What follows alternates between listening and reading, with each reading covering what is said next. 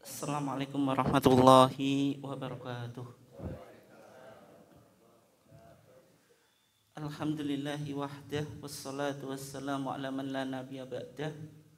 Amma ba'd. Yang saya hormati Ketua PCM Kanor dan seluruh jajarannya, Bapak-bapak dan ibu sekalian, jamaah kekajian Ahad pagi yang dimuliakan Allah. Alhamdulillah, pada pagi hari ini kita diizinkan oleh Allah Subhanahu wa taala untuk bisa istiqomah dalam upaya kita mentradisikan kajian-kajian di lingkungan warga Muhammadiyah.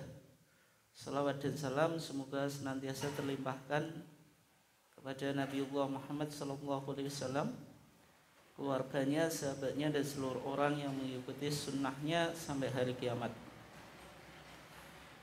Bapak dan ibu sekalian yang dimuliakan Allah, insya Allah kita masih melanjutkan pembahasan yang berkaitan dengan akikoh yang bisa kita temukan dalam HPT Jilid 1 yang merupakan putusan Muktamar Khususi Tarjih di Sidoarjo tahun 1986, ada di HPT Jilid 1. Tapi yang saya pakai acuan biar kajiannya lebih menarik, di samping itu kita juga akan baca Fathul Mu'in, kitab yang cukup populer dan dianggap otoritatif di kalangan Muslim tradisional.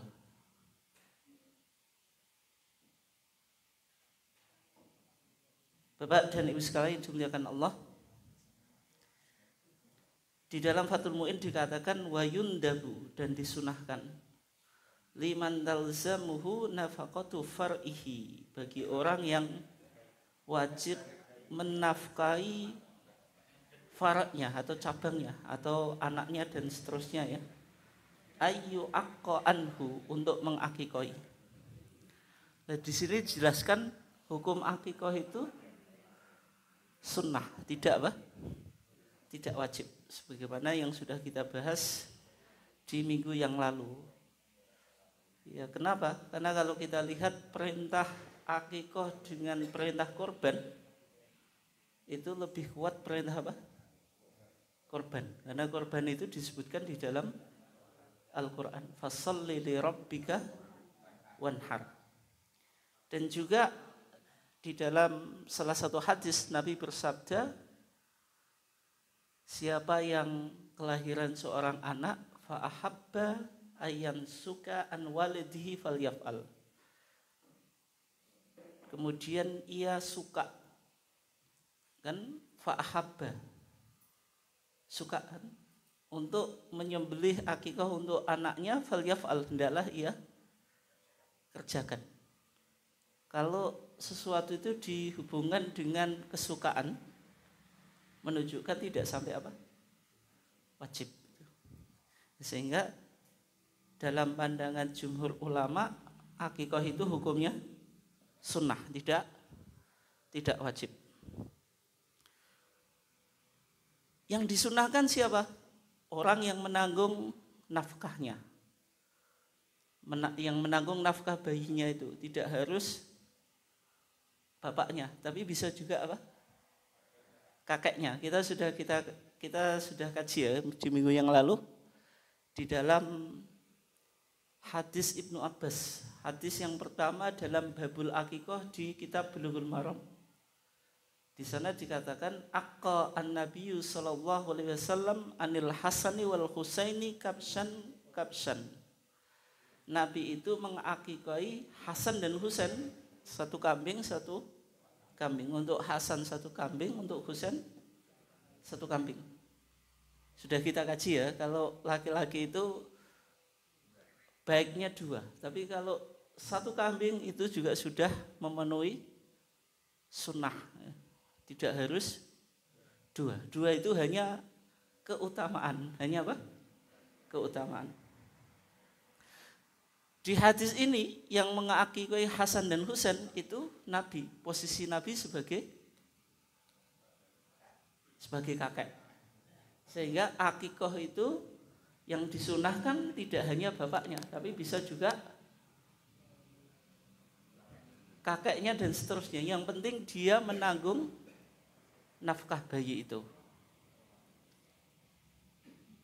Min wad'in ila bulug, dari kelahiran sampai balik. Ini dalam mazhab Syafi'i. Pokoknya kalau ada anak lahir meskipun belum sampai hari ke-7 meninggal itu diakikoi. Sampai apa? Balik. Tapi sudah kita bahas ya. Di dalam putusan tarjih itu hanya mengacu hari yang ke-7. Di fatwa tarjih juga mengacu pada hari yang ke-7. Karena dalam hadis Samurah ibn Jundub, hadis nomor 3 dalam babul akikah di Bulughul Maram, kullu gulamin murtahanun bi aqiqatihi tudbah anhu yaumas sabihi. Akikah itu disembelih di hari yang ke-7. Dalam pemahaman majelis tarjih, yaumas sabihi itu ta'yin, waktu yang harus diikuti. Artinya kalau bayi meninggal sebelum hari yang ke-7 itu tidak diakikoi. Dalam pandangan apa? Majelis tarjih. Tapi kalau dalam mazhab Syafi'i ya diakikoi. Tapi pendapat ini bisa dibantah juga. Akikah itu berkaitan dengan apa? Syukur atas kelahiran anak atau bayi. Bayinya masih sudah meninggal. Berarti nikmatnya kan sudah hilang.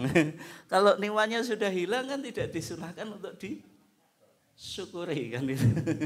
Itu logika akalnya ya. Yang kedua, hadisnya kan tudbahu anhu yaumas sabihi. Berarti akikah itu disembelih pada hari yang ke-7. Kalau ada anak meninggal belum hari yang ke-7 ya berarti tidak usah disembelihkan akikah. Itu pandangan majelis tarjih. Bagaimana kalau lebih dari hari yang ke-7? Kalau mazhab Syafi'i masih disunahkan, Pak. Tadi kan ila bulug, sampai apa? Balik. Kalau melebihi hari yang ke-7 di dalam mazhab Hambali dan juga Syafi'i itu dilipatkan mingguannya. Minggu yang kedua berarti 14, hari ke-14. Minggu yang ketiga hari ke-21. Setelah itu tidak menggunakan lipatan minggu. Bebas. Tapi diusahakan sebelum berakhirnya masa nifas. Terus masa apa? Balik gitu.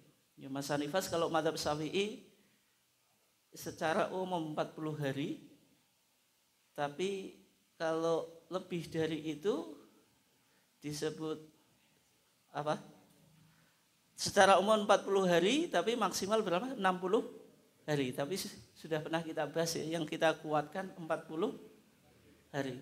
Di dalam hadis Ummu Salamah yang ada dalam Bulughul Maram, di sana dikatakan kanatin nufasa ala ahdi Nabi sallallahu alaihi wasallam taqudu arba'ina yauman. Orang-orang yang nifas di zaman Nabi itu duduk, maksudnya tidak sholat, tidak puasa, arba'ina yauman, 40 hari. 60 itu istiqra. Istiqra itu penelitian Imam Syafi'i. Imam Syafi'i itu melakukan banyak penelitian, Bu ya, terutama berkaitan dengan seputar wanita. Ada yang mengatakan Imam Syafi'i itu sampai nikah dengan beberapa wanita supaya bisa tahu tentang haid gitu. Ya, punya data. Tapi yang pendapatnya yang agak janggal itu Imam Syafi'i melalui istiqra penelitiannya itu mengatakan bahwasanya maksimal masa kehamilan itu 4 tahun. Dalam kajian medis sekarang itu enggak mungkin gitu. Wanita hamil 4 tahun itu. Ada, Bu? Enggak ada. Mungkin itu masuk yang disebut dengan hamil anggur atau halusinasi. Kayaknya perutnya kok buncit ya, besar gitu. Tapi sebenarnya bukan hamil. Itu pendapat yang agak aneh itu. Maksimal berapa? 4 tahun. Nah, akikah di sini min wad'in ila buluk. Tapi di masyarakat itu kan digeser ke berapa Pak? Bu, ke selapan ya. Di barengno selapanan nih. Kalau selapan itu kan minggu kelima. Minggu kelima. Minggu ketiga kan hari ke-21. Minggu keempat 28. Minggu kelima 35. Selapan itu kan hari dalam mingguan 7 hari dikali hari pasaran yaitu 5 kali 7 35. Dalam budaya Jawa bayi ketika usianya sepasar itu dianggap riskan terkena berbagai macam godaan, penyakit macam-macam lah. Sehingga perlu untuk diselamati. Nah, kenapa kok selapan? Karena kalau bayi lahir misalnya sekarang akad legi misalnya, supaya ketemu ngat legi lagi itu selapan. Dan di Jawa biasanya akikah itu dibarengkan dengan selapanan. Tapi itu enggak ada dalilnya, Pak. Enggak ada dalilnya. Hah?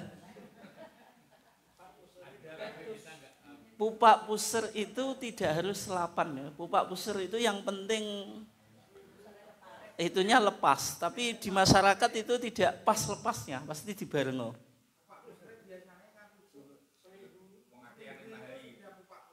Pupak puser itu tergantung lepasnya pusernya itu loh. Ya. Enggak, kalau upacara banyak ya, mulai di kelahiran itu mulai mendem ari-ari. Kemudian burukoan. Enggak, sepasaran dulu, itu 5 hari. Pupak puser nanti ngikuti biasanya. Itu dibarengkan. Enggak seharusnya persis waktu pusernya lepas itu. Itu. Terus hari ke-7 akikah itu pas, kemudian selapanan gitu. Ya. Kalau selapan itu kan nggak ada dalil secara khusus. Terus yang minggu kedua sama minggu ketiga itu ada dalilnya berdasarkan hadis Aisyah, tapi pun hadisnya diperdebatkan meskipun banyak ulama yang membolehkan, Pak. Ulama-ulama Saudi, Syekh Utsaimin, Syekh bin Baz, karena ini pandangan mazhab Hambali. Jelas sekali dalam fikih mazhab Hambali itu, misalnya dalam Zadul Mustaqni, Dalilul Thalib itu fikih-fikih mazhab Hambali yang otoritatif. Itu akikah itu kalau enggak bisa minggu pertama, minggu kedua, kalau enggak bisa minggu ketiga, tapi hadisnya juga diperdebatkan. Sehingga tarjih itu agak rigid, agak ketat. Ya hari yang ke-7, tapi kadang-kadang juga belum punya modal gitu. Tapi kata Imam Ahmad, kalau enggak punya modal ya stakri, yaitu hutang. Dan kalau hutang Allah akan mudahkan untuk membayar. Li'annahu ahya sunnatan, karena dia menghidupkan sunnah. Tapi kalau hutang wajib untuk wafa, yaitu membayar. Kenapa? Karena akikah itu sunnah, membayar hutang wajib. Enggak boleh orang mengejar sunnah tapi meninggalkan yang wajib. Ila bulu, sampai balik. Bahkan dalam mazhab Syafi'i tidak hanya sampai balik. setelah balik akikah pindah, tidak disunahkan kepada orang tuanya, tapi dikembalikan kepada bayinya. Ya, tapi bayinya masalah bayi wis tua, bayi gede, bayi tua. Sehingga di masyarakat kan walimatus safar untuk haji plus kekaan, nikah juga plus kekaan. Mati ya dikekai ya. Nah itu didasarkan hadis Anas ibn Malik. Di sana dijelaskan aqqa an-nabiy sallallahu alaihi wasallam an nafsihi ba'da an bu'itsa nabiyyan. Nabi itu mengakikoi dirinya setelah diangkat jadi nabi. Berarti usianya 40. 40 itu wis bayi tua atau bayi gede. Tapi hadisnya oleh Imam Nawawi itu didhaifkan. Imam Nawawi dalam kitabnya Al-Majmu' Syarhul Muhadzab, hada haditsun batilun. Hadis ini batil. Yang kedua, kalau misalnya hadis ini sahih, di antara sahabat kan banyak yang masuk Islam usianya sudah tua. Tidak ada keterangan Nabi memerintah sahabat untuk akikah. Dan akikah untuk bayi tua itu bertentangan dengan hadis Samurah ibn Jundub. Nabi bersabda kullu gulamin. Berarti akikah itu dibebankan kepada orang yang menafkahi untuk anak. Gulam itu anak kecil. Kalau orang dewasa namanya rojul. Berarti akikah untuk orang yang dewasa itu bertentangan dengan hadis kullu gulamin. Tapi orang yang sudah tua kan disebut rojul. Bukan guru rojulin, tapi kullu gulamin. Itu ya. Kalau untuk orang meninggal, itu malah bayi sing wis mati. Matinya tapi sudah melewati hari yang ke-7.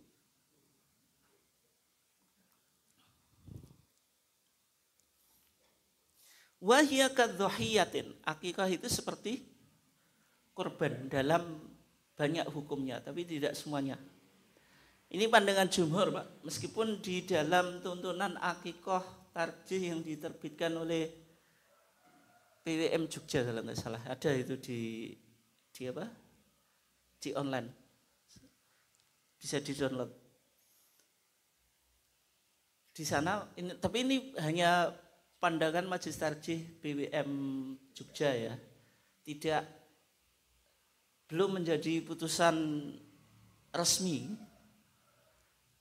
Di sana akikah dengan korban itu dibedakan, dan ini mengacu pendapat Imam Syaukani di Nailul Autor, nggak harus sama. Artinya kalau korban ada kriteria umur. Kalau domba, kalau kambing ya, domba itu 1 tahun atau sudah poel. Kalau kambing biasa atau kambing Jawa 2 tahun. Kan ada kriteria umurnya. Kemudian nggak boleh cacat. Kalau akikah bebas, gitu. Nggak harus mengikuti ketentuan usia, ada cacatnya atau enggak, sebagaimana dalam korban. Tapi kalau saya pribadi Pak, itu kan baru pendapat PW. Itu lebih sepakat pada pendapat jumhur. Yang namanya ibadah itu ya harus terbaik gitu.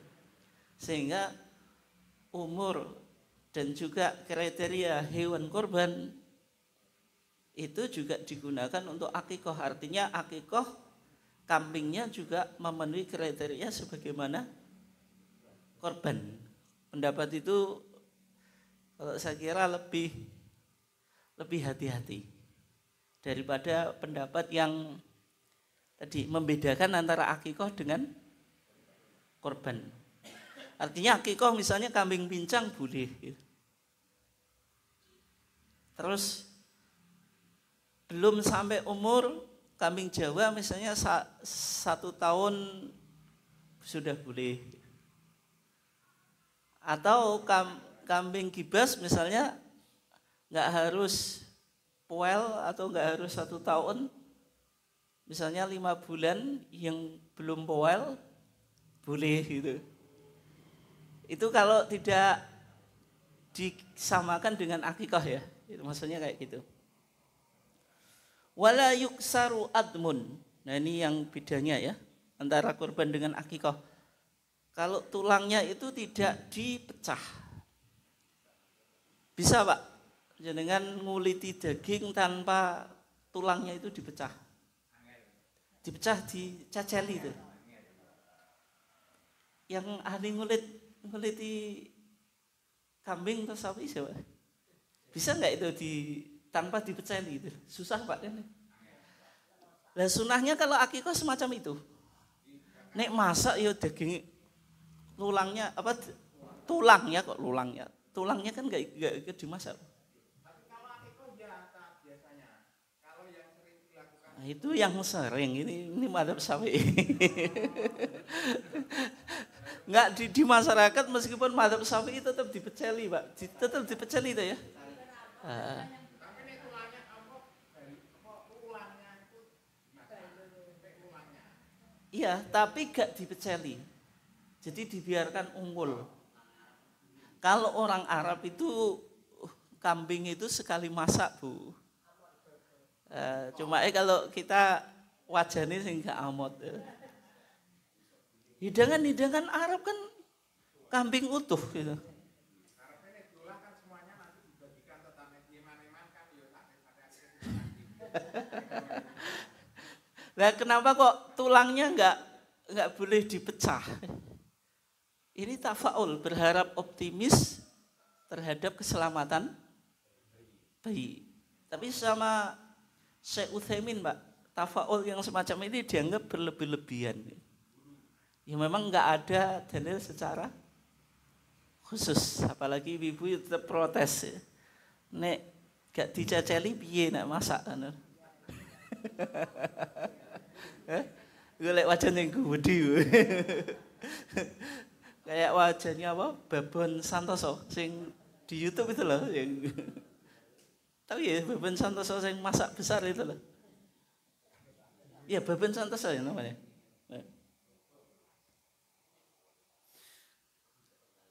Tapi ini enggak ada dalil khusus ya, hanya harapan optimis supaya bayinya apa? Selamat. Wa tasadduqu bimadbukhin yab'athuhu ilal fuqara ahabbu min nidaihim ilaiha wa minat tasadduq ni'an. Ini yang membedakan akikah dengan kurban. Kalau akikah itu sunnahnya itu disedekahkan dengan madbukh, yaitu sudah dimasak dan dikirim kepada orang fakir, lebih baik daripada mengundang. Di beberapa tempat itu akikah kayaknya mengikuti ini Pak Bu ya. Sekarang itu akikah itu langsung dikirim, tidak mengundang. Tapi tetap orang itu lebih bangga diundang daripada mengantar. Kalau ngantar kan nggak ada seremonialnya gitu. Kadang-kadang sing jenengan dikasih berkat itu ki kondi kan ngono tok. Enggak ada mahalul qiyame, enggak ada serokalanya gitu. Ya jelas Pak, tapi kan kebanggaan. Biasanya orang itu kan bangga gitu. Apalagi tadi tambah mahalul qiyam terus serokalan, terus bayinya dihidir itu Pak ya, kasih minyak wangi itu. Disemprot. Terus wa minat tasadduq ni'an. Ni'an itu mentah. Kalau korban kan anjurannya apa? Mentah. Cumanya di Muhammadiyah saya belum tahu Pak pembahasannya. Apakah menggunakan kaidah ini? Tapi kelihatannya tidak, karena praktek korban di Muhammadiyah itu. Tapi ini BBM Jatim Mbak, ada rendangmu itu. Nek rendangmu kan berarti matang itu. Iya atau enggak? Korban kan rendangmu kan sudah matang, sebagian orang aku gak patut seneng. Nek mazhab Syafi'i kan mentah. Kenapa mentah? Karena ada hak fakir miskin, kalau daging itu sudah masak, sudah tidak bisa dinikmati secara maksimal. Kalau sudah masak kan selera orang macam-macam. Misalnya rendang, yang lainnya nggak suka rendang. Kemudian kalau orang fakir miskin kan dagingnya bisa dijual. Kalau sudah masak kan nggak mungkin dijual. Tapi ini dalam mazhab Syafi'i. Kalau misalnya dilakukan lazismu, kalau ini menggunakan pendekatan mazhab Syafi'i, itu yang mengelola rendangmu itu kan bisa berapa kilo dibagikan secara mentah, Pak. Nek mengikuti mazhab Syafi'i, tapi kelihatannya tidak. Ya pertimbangannya hanya kemaslahatan. Kalau rendangmu itu korban untuk ketahanan pangan.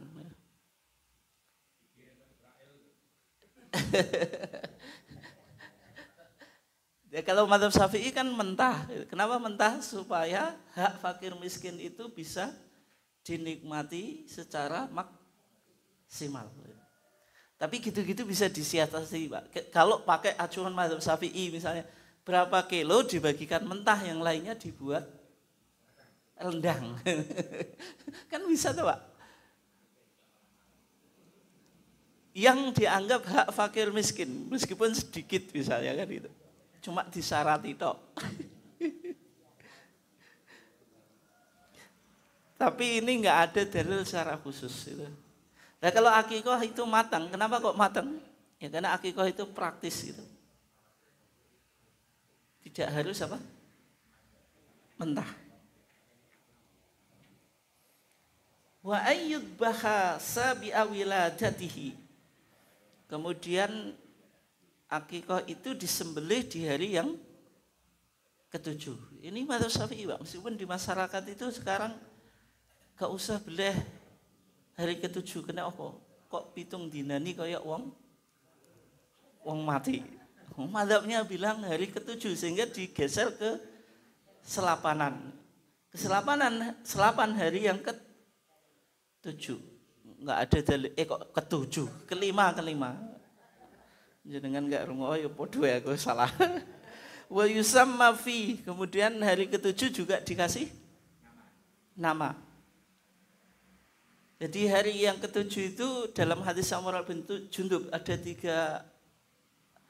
tiga hal yang dilakukan. Yang pertama, tudbahu anhu yauma sabi, akikahnya disembelih. Wa yuhlaq ra'suhu, rambutnya dicukur. Yang ketiga, wa yusamma fi, dikasih nama.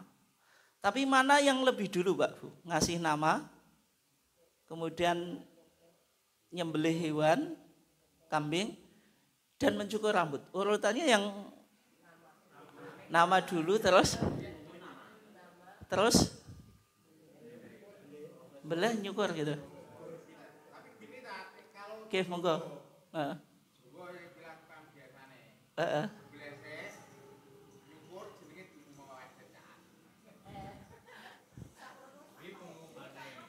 Pengumuman tapi ngasih namanya. Oh gitu. Itu ya. Jadi kalau ditarjih ya, ngasih nama itu ketika yulad, dilahirkan boleh, atau yaumas sabihi, hari yang ke-7. Alasannya ketika lahir kenapa kok boleh dikasih nama? Hadis Abu Musa. Sahabat Abu Musa itu punya anak, dibawa kepada Nabi. Fasamahu Ibrahim. Sama Nabi dikasih nama Ibrahim. Yang kedua, Nabi itu punya anak, wulidaliya lailata. Gulamun, kata Nabi, tadi malam saya punya kelahiran anak. Fasamaituhu bismi abi Ibrahim. Maka saya kasih nama Ibrahim. Berarti kan di hadis ini Nabi ngasih nama pada saat apa? Lahir. Di hadis Samurah bin Jundub, wa yusamma fi, dikasih nama hari ketujuh. Sehingga pilihannya ketika lahir atau hari yang ketujuh. Nah, ulama memahami dua hadis ini, Pak, dipahami ketika lahir itu hukumnya sunnah, hari yang ketujuh wajib. Atau bagi orang yang sudah punya nama boleh diumumkan hari ketika lahir, atau yang belum punya nama hari ke-7.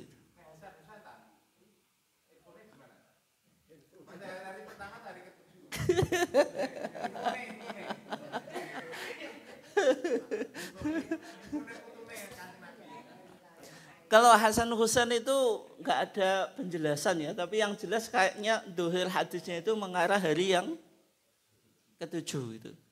Hari ke-7 Nabi mengakikoi Hasan dan Husain, hanya satu kambing. Yang berikutnya dicukur rambutnya, kemudian Fatimah suruh menimbang berat rambutnya itu berapa. Sekitar ada yang mengatakan 1 dirham. Tapi disuruh sedekah dengan perak. Emas itu enggak ada hadisnya. Emas itu enggak ada di dalam hadisnya. Tapi ulama, Pak, menggunakan kias. Loh kok perak saja boleh, emas berarti lebih baik. Karena nilai emas dengan perak lebih mahal. Mas, tapi hadisnya perak itu nggak ada hadis emas itu. Tapi hadis ini juga diperdebatkan. Sebagian ulama menganggap mungkotik, sanadnya terputus, sehingga di HPT nggak ada tuntunan untuk kok menebus. Sedekah dengan emas sesuai dengan berat rambut. Tapi banyak ulama yang menganggap sahih, sehingga yang semacam ini jenengan ya bisa pakai pendapat yang apa? Nimbang rambut sedekah itu kan lumayan, Bu. Biasanya berapa nilainya? Berapa gram? Enggak ada ya? 1 gram sekarang berapa, Bu? Berapa? 800. Lumayan tuh, Bu. Kalau anak laki-laki, kambing misalnya 3 juta. 3 juta sudah 6 juta. Plus 1 juta lagi 7 juta. Belum biaya masak-masak itu. Berapa, Bu, kira-kira kos sekarang? 10, Pak. Lumayan gitu, lumayan.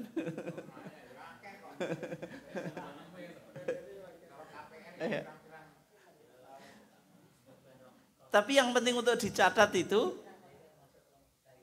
kalau di masyarakat kan mengikuti upacara adat, Pak, Bu.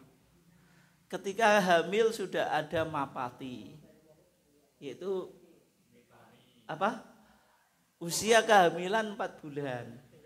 Karena dianggap ruhnya ditiupkan. Terus ada mitoni atau tingkepan, dihubungkan pada cerita Nyai Satingkep. Ini kan biayanya mahal juga kan. Terus ada merocoti, ada dawet pelencing. Ya? Dawet pelencing itu loh, sing biasanya nggak mau lahir-lahir itu, suruh bikin dawet, dijual ke anak kecil pakai uang kreweng gitu. Itu namanya dawet pelencing. Nggak ada ya. Nanti ketika lahir itu mendem ari-ari. Mendem ari-ari enggak pakai biaya lah. Berukuan itu kan di hadis Abu Musa itu kan Nabi itu fahannakahu ditahnik, apa, langit-langitnya diolesi yang manis. Wada'a lahu bil barokah, Nabi mendoakan keberkahan. Sama Ki Jawa dimaknai berukuan. Tapi mendoakan berkah dengan bancaan. Itu ya. Tapi kalau berukuan itu biayanya mahal enggak, Bu? Murah. Ayam 1 ya? Cukup dader ndok. Oh gitu. Nanti ada sepasar 5 hari. kemudian akikah ada, terus selapan. Biayanya juga mahal tuh. Sehingga kajian kita kan ingin fokusnya sudahlah. Karena akikah itu biayanya mahal, adat nggak usah dilaksanakan. Nanti kalau semuanya dilaksanakan yuk banyak dananya. Atau kita prioritaskan adat sedangkan akikah wis akikah gak usah diakikah biasa, yang penting bancaan. Itu pahalanya sama atau enggak? Tidak. Meskipun senilai, misalnya dengan sedekah 6 juta, dengan kambing 6 juta, 2 kambing, pahalanya lebih besar mana? Akikah, kayak jenengan korban, misalnya kemarin waktu Idul Adha, jenengan sedekah senilai korban, misalnya 3,5 juta atau 4 juta, tapi berupa uang. Lebih besar mana daripada korban? Ya korban, pahalanya gitu ya.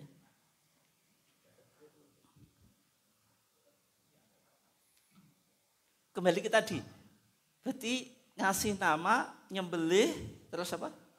Nyukur lebih dulu mana? Nah itu urutannya tadi ya, urutannya ngasih nama dulu, kemudian nyembelih dulu, baru nyukur. Kenapa kok nyembelih dulu? Kayak orang haji. Orang haji itu kan manasik dulu, ya wukuf dan seterusnya ya. Terus ditutup dengan tahallul, ditandai dengan mencukur atau memendekkan rambut. Ini hanya sunahnya saja. Kalau orang haji kan manasik dulu, berarti kan akikah juga sama, ada kemiripan, yaitu nyembelih dulu baru nyukur. Wa in mata qablahu, meskipun bayi itu mati sebelum hari yang ke-7, bal yusannu tasmiyatu siktin balagha zamana naf'iru. Bahkan bayi yang keguguran, Bu, kalau dia sudah punya nyawa, berarti usia ke berapa? 4 bulan. Kayak Mapati tadi.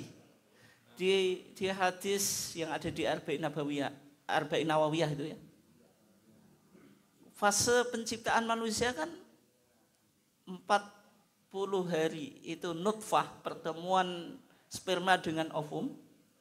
Kemudian menjadi apa? Alaqah, segumpal darah. Mudghah, segumpal daging. Setelah itu dikirim malaikat fayanfukhu fihi ruh. Ditiupkan apa? Ruh. Berarti 40 hari berarti berapa itu?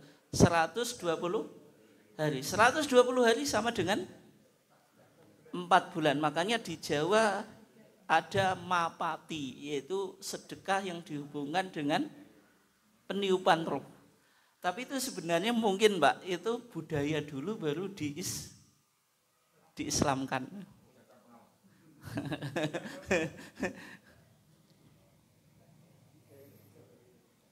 Jadi kalau sudah 4 bulan itu dikasih apa? Nama. Ada yang mengatakan bahkan belum ada sampai 4 bulan pun juga. Tapi ini 4 bulan. Kalau 4 bulan itu sing tahu keguguran ya. Kok sing tahu, pokoknya tahu nggak harus pelaku maksud saya gitu. Itu sudah kelihatan jenis kelaminnya atau enggak, Pak? 4 bulan itu loh keguguran. Wis ketok lanang atau wedok itu, Gus? Ada yang mengatakan sudah, ada yang mengatakan belum. Nek belum kan disunahkan kasih nama. Gimana itu namanya? Gak ngerti lanang atau wedok. Jenengan kayak nama Fatimah ternyata laki-laki, kan seharusnya Ahmad ya. Apa Bu? Apa Pak? Wiji. Wiji itu berharap tumbuh gitu. Koko mari wiji semi. Mari semi urip. Ya, dalam fikih gitu, Pak. Jadi sudah kelihatan ya. Sehingga sama dokternya suruh dada itu ya. Ya sekarang pakai USG. Tapi misalnya yang belum terdeteksi laki-laki atau perempuan, itu dikasih nama yang boleh untuk laki-laki dan perempuan. Kalau bahasa Arab tolha, tolha itu ya boleh laki-laki, boleh perempuan. Hindun itu boleh laki-laki, boleh perempuan. Jadi kalau di Jawa wiji gitu. Semi laki-laki perempuan juga, Pak. Oh itu, pokoknya itulah. Tapi itu nanti menjadi nama-nama aneka tumbuh-tumbuhan, Pak. Wa afdalul asma'i Abdullah wa Abdurrahman. Ini bicara tentang ngasih nama. Yang sunahnya hari ke-7 atau ketika lahir. Dipahami kalau ketika lahir itu ketika namanya sudah ada. Atau dipahami tadi ketika lahir sunnah, hari yang ke-7 wajib. Soalnya setelah hari ke-7 harus punya nama. Punya nama itu wajib atau enggak? Wajib. Itu bukan hanya urusan KTP, ijazah atau apa lagi yang pakai nama. Akte. Tapi itu urusan akhirat, Pak. Dalilnya Pak, antum tud'auna yaumal qiyamah bi asma'ikum wa asma'i abaikum. Nanti kamu di hari akhirat dipanggil berdasarkan apa? Namamu dan nama bapakmu. Bin itu. Fa ahsinu asma'akum. Maka Nabi menganjurkan supaya orang tua itu memberi nama yang terbaik. Nah, jenengan enggak punya nama nanti di akhirat gak iso keceluk mlebu surga. Wa afdalul asma'i Abdullah wa Abdurrahman. Pokoknya sesuatu yang disandarkan pada Allah itu baik. Misalnya Abdullah, Abdurrahman. Tapi kalau selain Allah enggak boleh, Pak. Misalnya Abdun Nabi, boleh atau enggak? Enggak boleh. Abdus Syaiton, jadi malah. Abdul Fulus itu hamba uang. Abdul Butun suka makan. Sering enggak?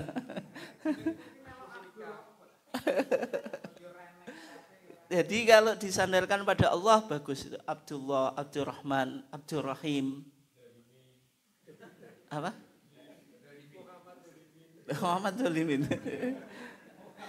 Nah sekarang bagaimana kalau memakai nama Nabi, boleh atau enggak? Hah?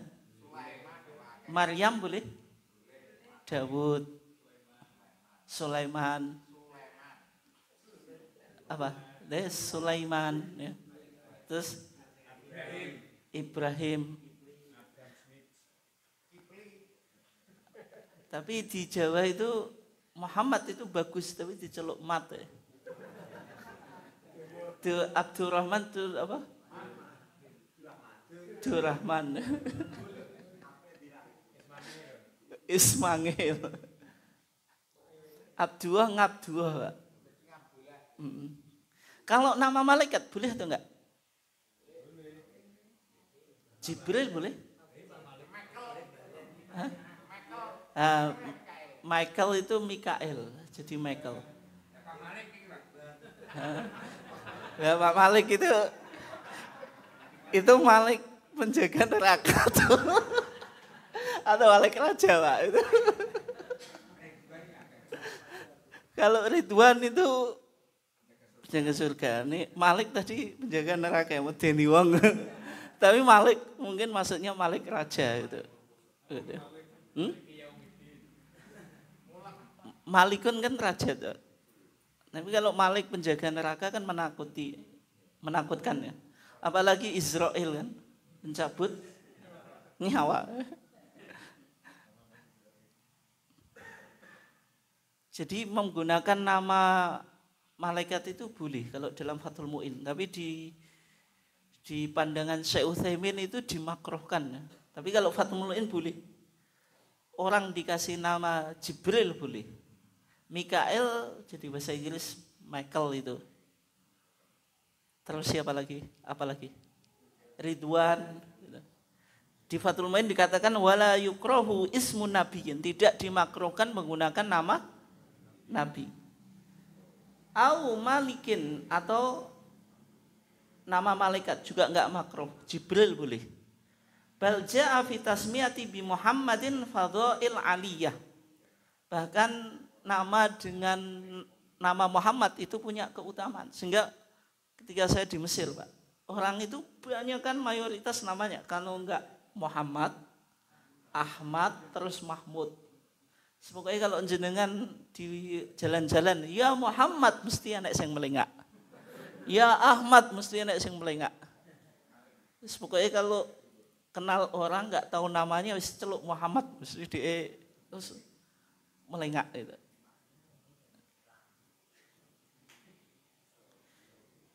Wa yahrumu tasmiyah bimalikil muluk. Kalau pakai nama Malikil Muluk enggak boleh. Rajanya raja. Wa qadhil qudhat, hakimnya hakim. Wa hakimul hukam enggak boleh. Wa kadza abdun nabi, pakai abdun nabi enggak boleh. Karena ada potensi menyamakan nabi dengan Allah. Jarwah, tetangga Allah. Boleh atau enggak? Jarwah. Enggak boleh. Jarwah jadi jarwah itu. Tenang enggak? Jarwah itu ya seolah-olah tetangga Allah betulan kan, ya bahaya gitu. Terus Allah di mana kan, nanti potensi di mana, apa pertanyaan berikutnya. Wa sunna ayyuhlaka ra'suhu walau untha fis sabi, itu disunahkan mencukur rambut bayi meskipun perempuan. Perempuan juga dicukur, Pak, Bu. Tapi kalau haji kok enggak, Bu? Haji ketika tahallul kan perempuan sunahnya at-taksir, motong. Kalau laki-laki al-halqu, yaitu apa? Mencukur.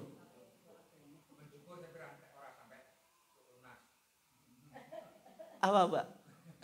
Nah, kan sunahnya gitu kalau haji kan. Kalau perempuan kan cukup memotong.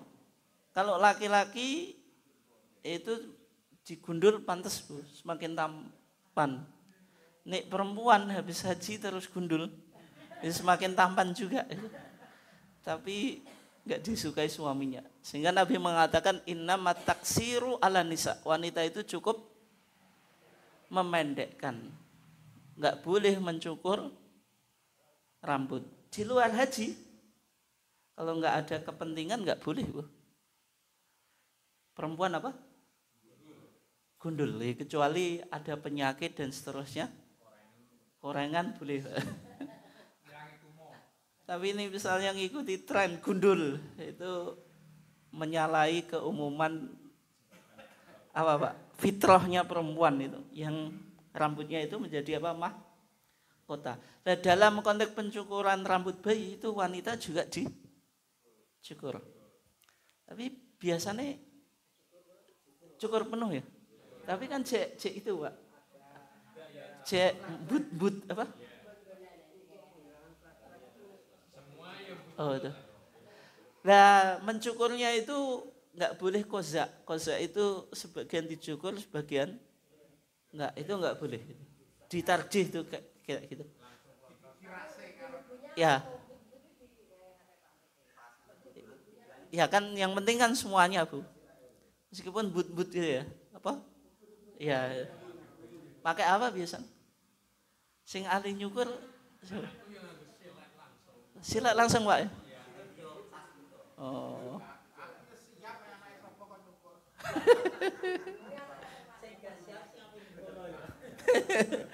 Wa yatasaddaq bizinati dzahban aw fiddatan. Tadi sudah kita bahas ya.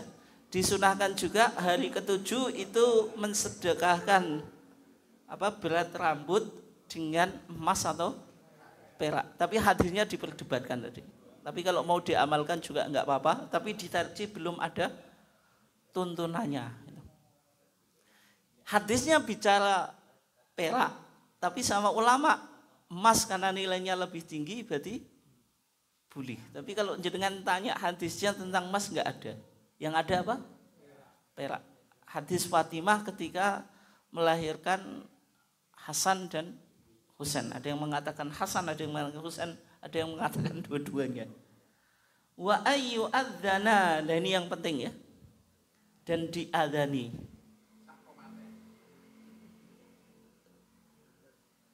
Fi udhunihil yumna, di telinga yang kanan. Wa yuqama fil yusra, dan diiqamati di telinga yang kiri. Akibal wad'i, setelah kelahiran. Ini dalam madhab Syafi'i. Ada hadis yang menjelaskan man wulida lahu waladun, siapa yang kelahiran seorang anak, fa'adzana fi udhunihil yumna, diadzani di telinganya yang kanan. Wa aqama fi udhunil yusra, diqamati di telinga yang kiri. Lam tadhurrahu ummusibyan, tidak akan diganggu oleh ibunya anak-anak. Ibunya anak-anak siapa, Bu? Yaitu al-qarinah, jin qarin itu. At-tabi'ah, yaitu jin yang mengikuti setiap orang, itu disebut qarin kan? Jin qarin itu tidak mungkin mengganggu, sehingga dia sakit-sakitan, ndelok korban sawanan dan seterusnya ya. Tapi hadisnya juga diperdebatkan, Pak. Sehingga ditarjih enggak ada tuntunan mengadzankan bayi. Tapi saya baca banyak ulama yang mensahihkan, Pak. Ibnu Qayyim al-Jauziyah dan seterusnya. Nah, ini terserah jenengan mau ngikuti tarjih, enggak pakai adzan juga enggak apa-apa. Kalau di PWM Jogja, Pak, itu majelis tarjihnya kuat ya. Saya periksa semuanya di rumah sakit Muhammadiyah itu. Prakteknya masih adzan, Pak, harus dihilangkan itu. Ya memang ditarjih belum dianggap hadisnya dhaif. Tapi ada juga ulama yang membolehkan. Sehingga kalau semacam ini kita, nek saya ini, maksudnya ojo kenceng-kenceng, karena kan masih debatable gitu. Tapi kalau jenengan mau ikut tarjih enggak ada adzan juga enggak apa-apa. Yang kedua dalil qiyas adzan itu. Dikiaskan ketika orang keluar dari dunia atau meninggal, itu kan disunahkan untuk apa? Orang yang ada di situ mental kin lakinu mautakum la ilaha illallah. Berarti kalimat yang ia ucapkan ketika meninggalkan dunia itu kalimat tauhid, la ilaha illallah. Dan bayi ketika beralih dari alam kandungan menuju alam dunia itu juga kalimat tauhid yang pertama kali didengar. Itu pakai kias itu, Pak, ya, dalam mazhab Syafi'i. Jadi masuk dunia itu kalimat yang pertama kalimat tauhid la ilaha illallah, keluar dunia juga la ilaha illallah. Tapi kalau adzan di kuburan itu, Pak, itu enggak ada itu. Itu dikiaskan juga ketika dilahirkan. Seharusnya kiasnya ketika talqin mau meninggal sakaratul maut. Kalau sudah di kuburan enggak ada. Kan di kuburan kan ada. Nah, itu sama Ibnu Hajar al-Hitami, Pak, dianggap bid'ah juga. Padahal mazhabnya Syafi'i, karena enggak ada landasannya. Oke. Nggih, monggo. Nggih.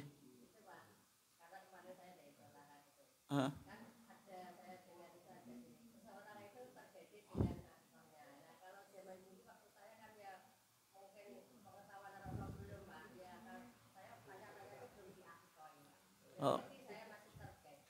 Masih tergade, Bu, ya. Ini Pak Kanim sing nebus.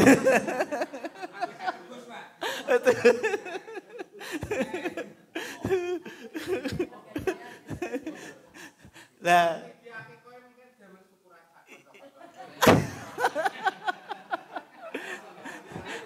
tapi syukurani tetap pedus toh, tetap pedus kok. Lah itu hadis Samurai bin Jundub ya. Kullu ghulamin murtahanun bi aqiqatih. Setiap bayi itu tergade dengan akikahnya. Maksudnya apa? Kalau menurut Imam Ahmad, kalau bayi itu meninggal ketika kecil belum diakikoi, dia tidak bisa ngasih syafaat kepada orang tuanya. Itu kata Imam Ahmad. Sebagian ulama yang lain nggak sepakat. Maksudnya nggak seperti itu. Tapi la yanmu numuwa mithlihi. Dia nggak bisa berkembang tumbuh secara normal. Bisa jadi anak yang nuwakal itu Pak Bu. Cuma kula mboten ngertos panjenengan riyen nakal to gak mergo gak diakikoi. Anak yang nuwakal itu bisa jadi gak diakikoi atau sakit-sakitan ya. Ya, ada yang menghubungkan dengan ruqyah, Pak. Akikah itu sama dengan meruqyah, berarti menjaga penyakit bayi, memproteksi penyakit bayi, dan juga biar bayi itu menjadi soleh atau solehah. Tapi ini usaha spiritual Bu, sehingga yang nggak ada jaminan orang yang nggak diakui terus nakal, terus apa? Soleh. Tapi itu sebagai salah satu usaha secara spiritual. Ya, irfani. Kayak jenengan kalau mau ingin usia panjang puasa Arafah. Tidak hanya menjaga kesehatan, rajin olahraga, menghindari kolesterol. Ada juga usaha spiritual, puasa Arafah. Lah kok iya? Nabi bilang kan yukaffiru as-sana al-madiyah wal baqiyah.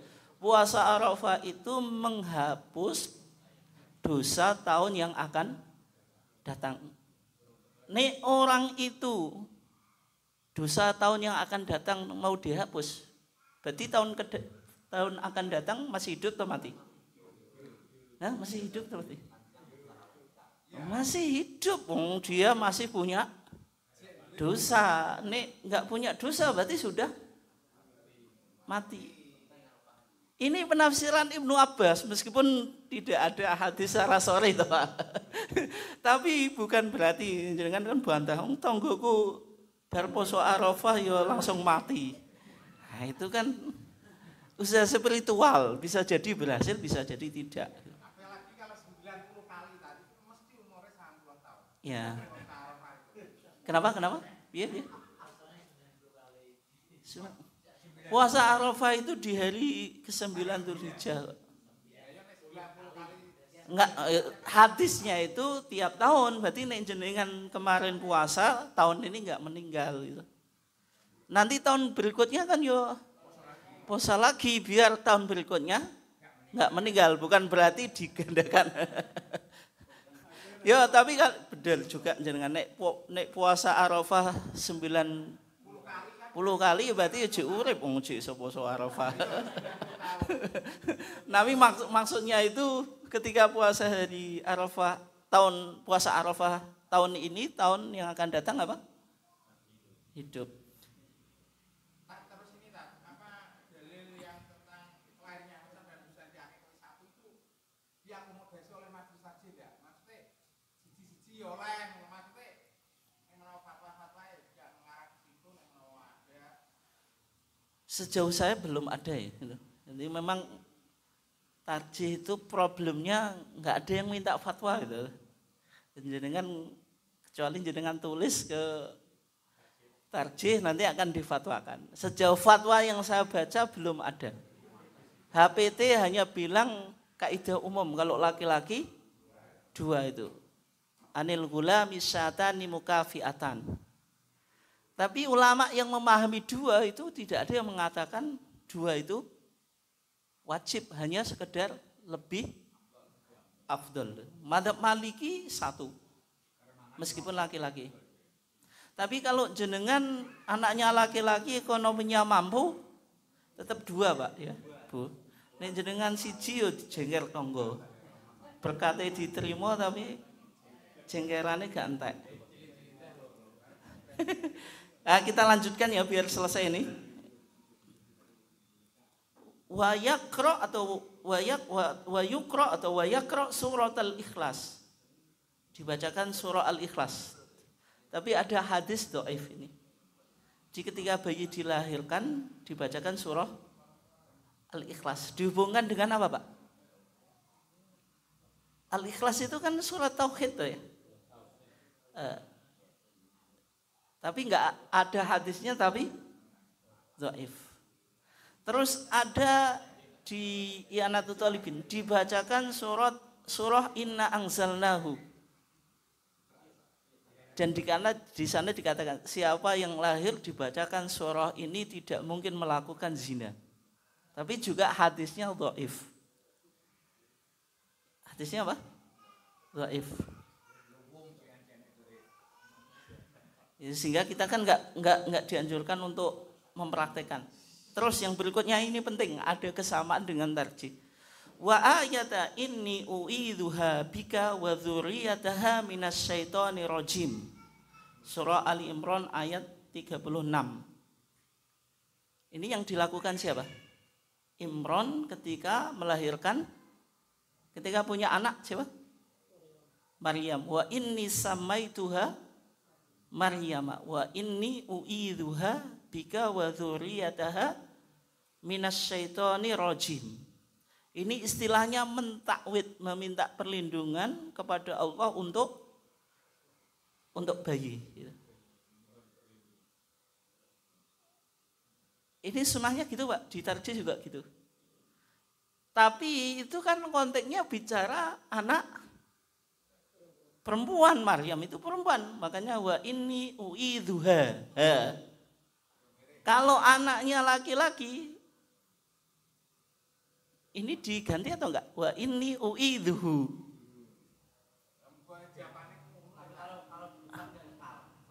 Kenapa?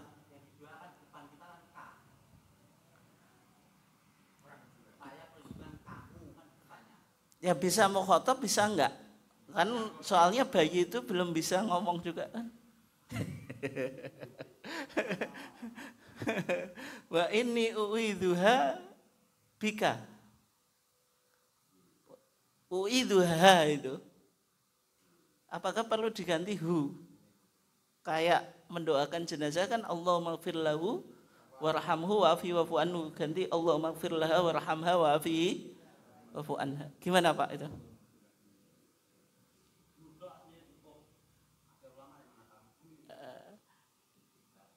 Enggak, maksud ayatnya kan ha, wa inni u'idzuha. Enggak sing itu sing jenazah ya. Enggak, ini sing untuk bayi itu. Sehingga tetap ha. Tapi bitakni si domir ini tetap domirnya muannas ya.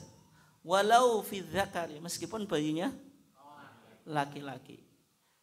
Nanti ditakwil, Pak. Ha itu kembali ke atas tasmiyah. Tasmiyah kan ada tak marbutoh. Maksudnya bayi yang disebut ini loh. Ya kayak jenazah kan gitu. Kalau Allah maghfir lahu, hu itu meskipun mayitnya perempuan, ditakwil kepada mayit. Kalau mayit itu ya untuk laki-laki dan perempuan. Jadi tidak perlu untuk dirubah. Tapi kalau ditarjih, itu Pak, ada doa yang dibaca oleh Nabi ketika mentakwid Hasan dan Husain. Yaitu apa? A'udzu bikalimatillahi tammah. Enggak. A'udzu bikalimatillahi tammah min kulli syaitani wahamah wa min kulli ainil lamah. Itu. A'udzu bikalimatillahi tammah. Itu juga mengikuti kayak gitu. Enggak usah dirubah wa u'idzu. Siapa?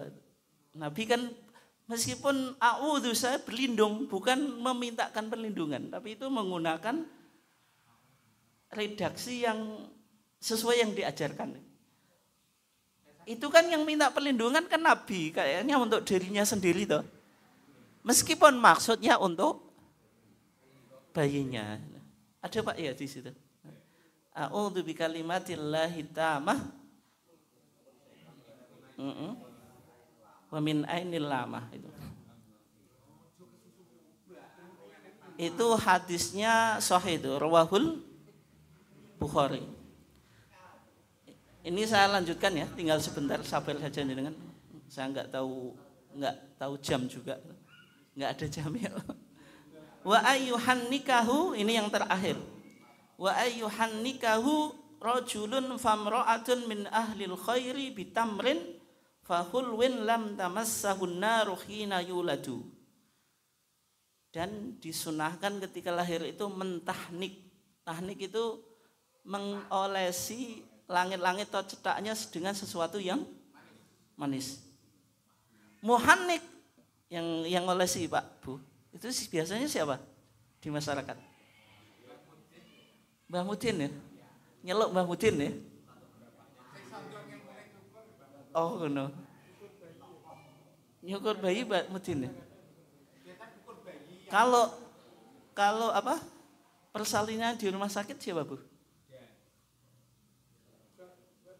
Sing apa? Penasihat apa spiritual itu ya? Bagian rohaniawan itu. Tahu apa Bu? Jenengan wis pengalaman kabeh kecuali sing ngomongnya.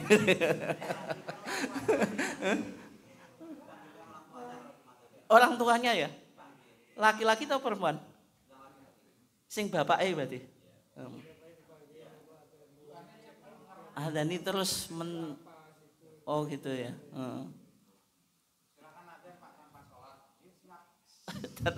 Ada tanpa sholat. Nah di Fathul Mu'in dikatakan rojulun. Ini kan dasarnya apa? Hadis Abu Musa. Abu Musa tadi apa? Kelahiran anak dibawa ke Nabi Fassamahu Ibrahim, dikasih nama Ibrahim. Makanya di Jawa golek jeneng wi ke Pak Yai atau Pak Mudin pakai itu Pak itu. Nabi itu ada betulnya Bu. Jenengan kan enggak cukup pakai Syekh Google. Syekh Google ternyata keliru kan, ilmu dari Google itu kan enggak, kadang benar kadang enggak tahu. Jenengan kira namanya betul, ternyata dalam bahasa Arab salah kan. Ya jadi masalah kan, terus kadung di umum. Makanya enggak cukup apa? Kecuali jenengan yakin ini pasti betul. Nah, makanya penting untuk dikonsultasikan ya. Enggak cukup pakai Syekh Google atau Syekh YouTube.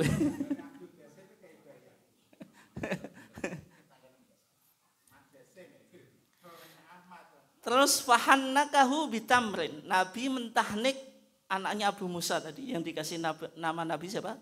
Ibrahim bitamrotin dengan korma. Wa ja'alahu bil barokah. Kemudian didoakan supaya berkah ya. Dasar tahnik itu di hadis ini. Di hadis apa? Abu Musa. Yang di dalam Fathul Mu'in disunah yang muhannik yang disunahkan itu rojulun, laki-laki dulu. Bisa bapaknya dan seterusnya ya. Famro'atun baru laki-laki min ahlil khairi bagi orang yang baik yang dianggap pandai.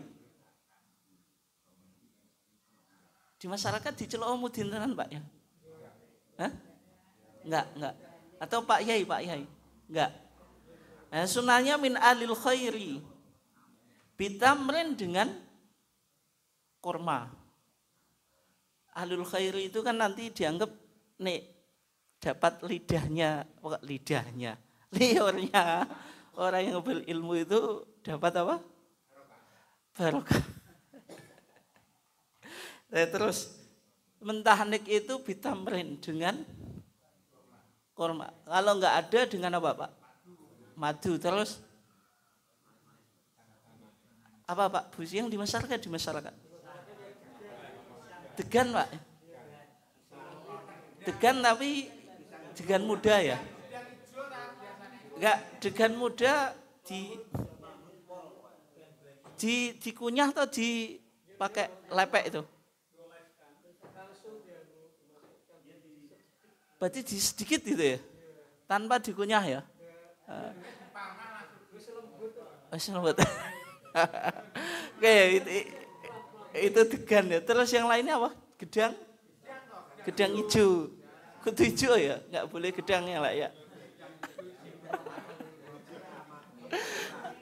Tapi gedang hijau mentah ya, Pak.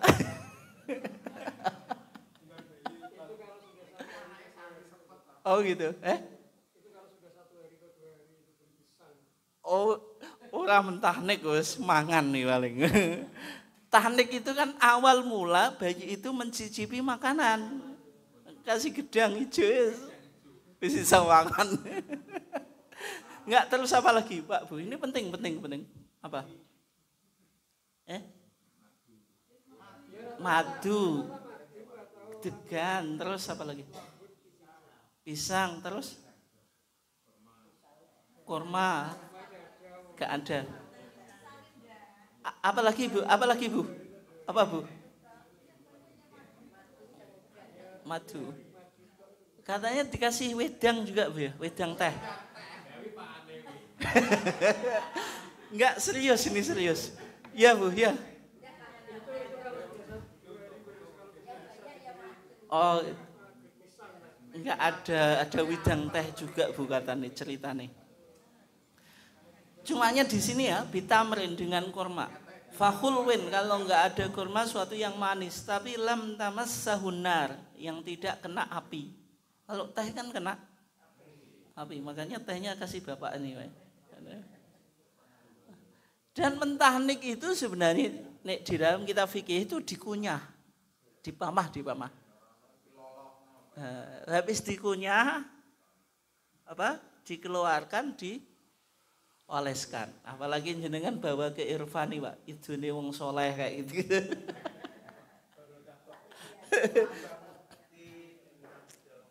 Tapi saya nggak tahu ya, di Arab itu minum itu biasa tuh Pak.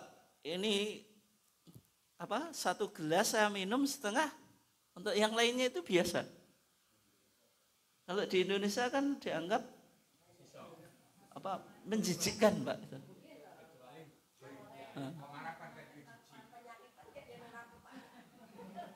Enggak, maksudnya budayanya itu beda loh Pak. Nah, termasuk mentahnik itu mungkin di Indonesia kan enggak dipamah toh. Tapi kalau di kitab fikih dipamah gitu. Jadi dipamah, dilembutkan, baru dioleskan. Makanya tadi min ahlil khair, orang yang baik atau yang berilmu. Gitu. Ya makanya kan di sini kan penting pertinggalan irfani bagaimana, pendekatan burhani ilmu pengetahuan bagaimana. Gitu. Tapi kalau di fikih semacam itu ya. Cumanya di tarjih nggak ada penjelasan, yang penting di tahnik gitu. Mungkin itu saja kajian kita. Ada pertanyaan atau enggak? Sudah ya?